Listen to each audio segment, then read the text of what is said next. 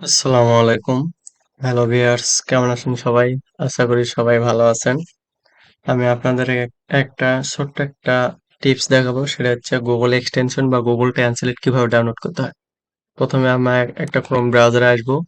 এখানে just type করব Chrome web store.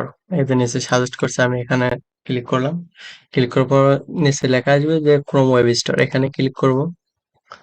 এখানে ক্লিক করার পর এখানে একটা সার্চ ইন্টারফেস আসবে। জাস্ট এখানে আমরা টাইপ করব গুগল ট্রান্সলেট। গুগল ট্রান্সলেট যে এসে গেছে, আমরা ক্লিক করলাম।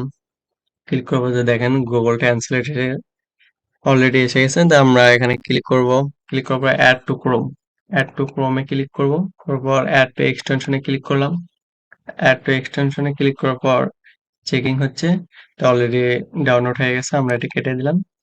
দেওয়ার পর এই যে এক্সটেনশনে ক্লিক করব। ক্লিক করার পর এটাকে পিন করে দেব। প্রথমে পিন করে দেওয়ার পর আমরা এটাকে কেটে দেবো।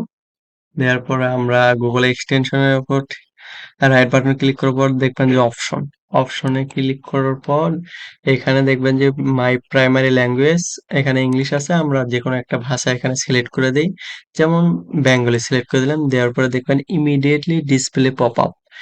এখানে ক্লিক করার পর জাস্ট আমরা সেভ করে দেব। সেভ করে দেখেন অলরেডি সেভ হয়ে গেছে। তারপরে আমরা অন্য একটা ব্রাউজারে আসবো। আসার পর জাস্ট দেখবো যে কোনো একটা লেখা, এখানে আমরা কিছু লেখা দেখতেছি, এটাকে আমরা সিলেক্ট করব।